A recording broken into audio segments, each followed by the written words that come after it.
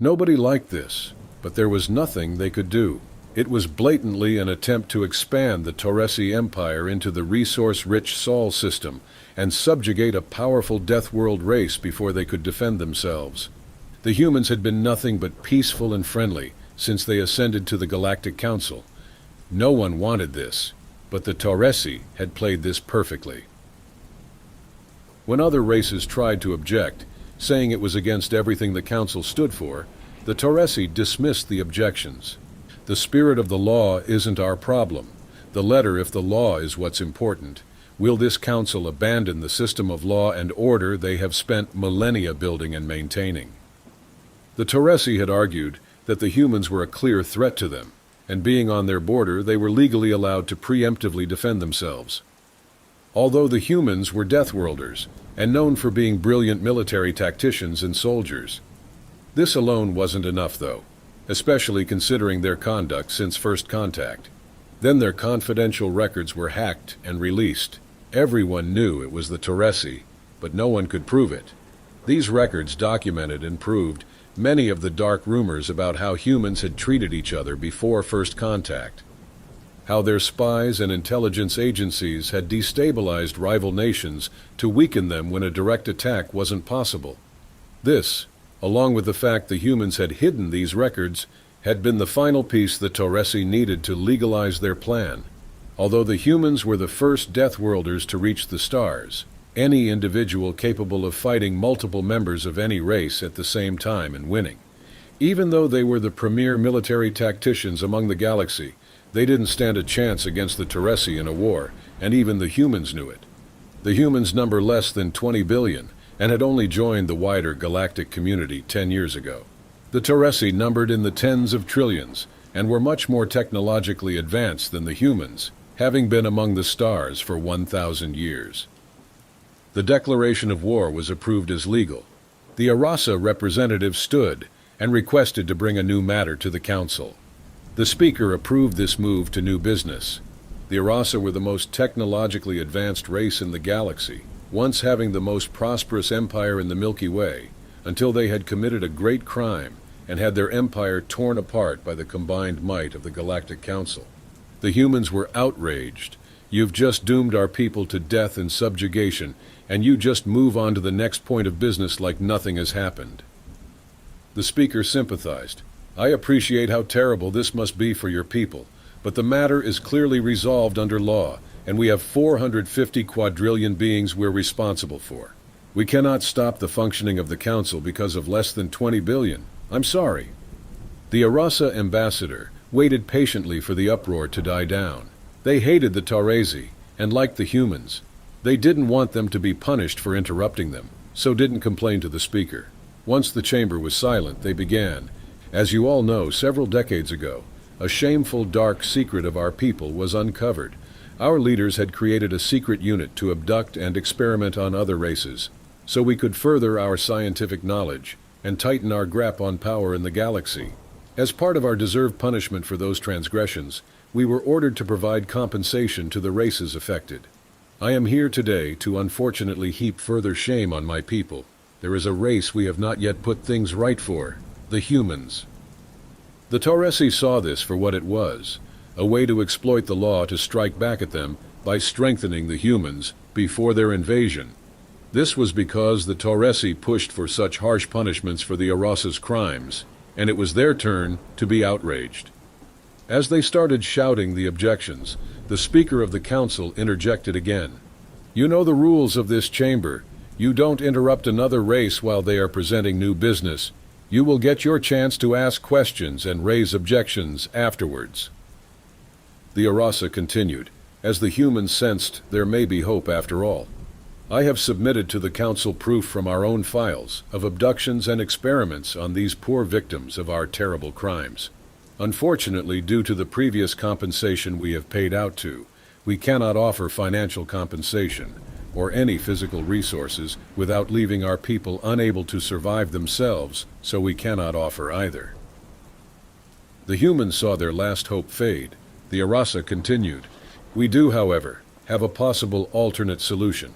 Under council law, if someone is unable to meet a legally determined compensation, They can offer other legal means of compensation if the victims accept the payment. We are willing to offer the humans half of our remaining ships and weapons, plus a manufacturing facility. The Taurasi, realizing that armed with Arasa technology, the humans would be more than able to repel them, are once again outraged. You can't do that. Galactic law clearly states you cannot provide weapons technology to a race that doesn't have access to that technology themselves. This is a blatant attempt to interfere in our legal conflict with the humans. The speaker stopped the Taurasi again. I have told you once already. Do not interrupt a fellow member before they have finished speaking. The Arasa started to remove their helmet, shocking the entire chamber. None in living memory had seen their faces. As the helmet was removed, it revealed their large, bulbous heads, with gray skin and large eyes. The humans gasped, "Grays are real." The Arasa continued to address the now shocked and silent chamber. To address the Taurasi point, we would be usually unable to offer such payment. However, as you are aware, several of our kind scrubbed a lot of records from our illegal activities in an attempt to avoid recriminations once the Council's investigation began. Upon review of the humans' own history, we have found further proof of our actions against these people. Please see the attached files regarding something the humans call the New Roswell Incident. It clearly shows that one of our ships crashed on their planet and was recovered by the humans. Therefore, as they have access to this technology already, we aren't breaking any law. The Taurasi interrupted again, now seething with rage. Even the humans' own records show that isn't true. These records, as the Arasa call them, are conspiracy theories spread by nutjobs, and confirmed as such by their own records. There is no proof to back up the Arasa's ludicrous claims. This is truly just a desperate attempt to illegally influence a legal war, as revenge against us for our role in making sure they were suitably punished for their vile crimes. Once again, the speaker made herself heard again, now with a very annoyed tone in her voice. If you interrupt before a fellow council member has finished their allotted time again, I will have you found in contempt of the council and removed from this chamber. The Arasa, completely unflustered, continued once more. Thank you, Speaker. As you know, the human governments at the time were well known for underhanded and secretive programs. It is in fact part of the justification for the Taurasi's declaration of war. I believe the direct quote is, "Further proof the humans are a justifiable threat to our sovereignty is demonstrated by their previous disruption of rival governments on their own homeworld." Their own records provide proof that they falsified records about these incidents to avoid recrimination show that their current claims that they don't do that anymore can't be taken at face value. Even though the Council have found no proof, they are planning such an act at this time. The nation our ship crashed in was one of the main perpetrators of these acts against rival nations. The same acts Taurasi are using as justification for their invasion, so by their own admission, those records cannot be entirely taken as fact. Although this isn't proof enough on its own, around this time, one of our ships went missing in that area. One of our light frigates, not a large ship, but embarrassingly, one of our more advanced ones. I would like to point out, before the Taurasi claim we have falsified this report, the record of this loss was logged with the Council at the time, and is a verified, genuine record that has been in the Council database ever since. Therefore, it is legally reasonable to assume the humans have access to this technology. Therefore, our offer is within Council rules. I will now accept any questions. The seething Taurasi were unsurprisingly the first to speak. If they have this technology, why don't they use it, as it's so clearly vastly superior to what they are currently using? The Taurasi were certain this massive hole in the Arasa's argument would end the matter. They were not happy at the smug look on the Arasa face as they began to answer. The regulations are very clear. They must have access to the technology through legal means. It doesn't say they have to understand or be able to reproduce it. As the ship crashed there due to our illegal activity, not the humans, they are legally entitled to the salvage. And as evidenced by the records that one of our people was recovered alive from the crash, the ship was functional when they retrieved it. The Taurasi lost its temper and started shouting at the Arasa.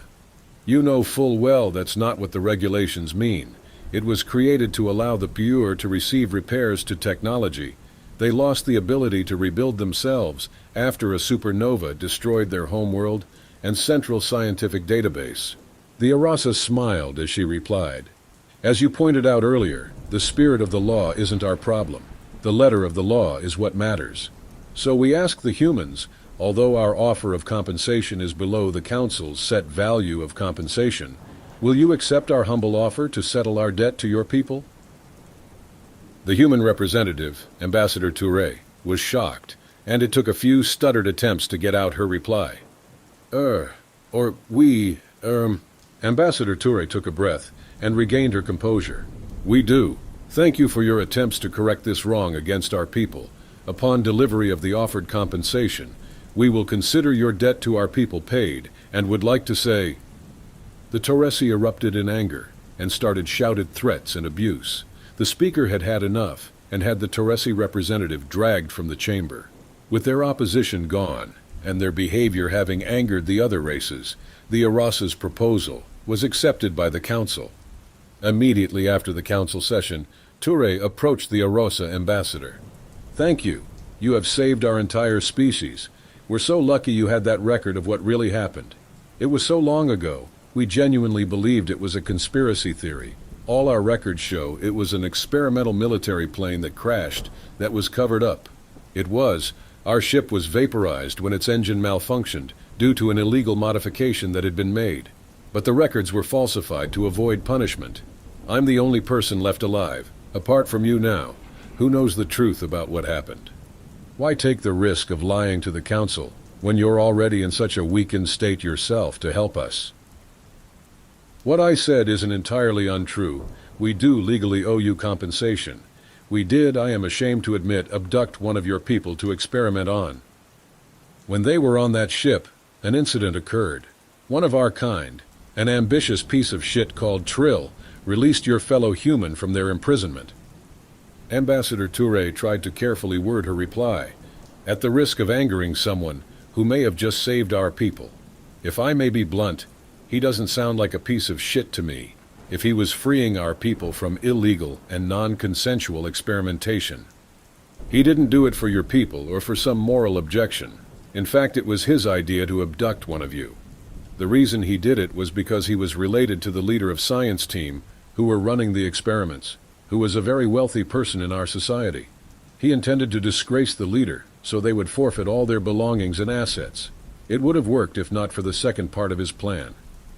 Trill was only second in line for inheritance of the assets. The leader's infant daughter was first in line. During the confusion of trying to recapture the enraged Death Worlder, he would kill the infant, knowing it would be blamed on the human's rampage. As him, and the guards he paid off, went to complete his plan, the human had almost reached the escape pod, which was near the leader's quarters for obvious reasons. The human saw what was about to happen and attacked Trill and the guards. They could have escaped, but stopped to help an infant they didn't know, of a race that had kidnapped and experimented on them. They saved its life, but succumbed to their wounds suffered in the fight and died not long after. One of your people sacrificed their life to save an infant of a race that had inflicted great pain upon them, an infant who also happens to be my granddaughter. The fact that repaying that debt fucked over the Torresi is what you humans would call the icing on the cake. You have reached the end of the story. If you enjoyed this story and wants to support us, please leave a like and subscribe to our channel. And for every comment that comments I enjoyed the story, I will heart every single one of them. Thank you for your time.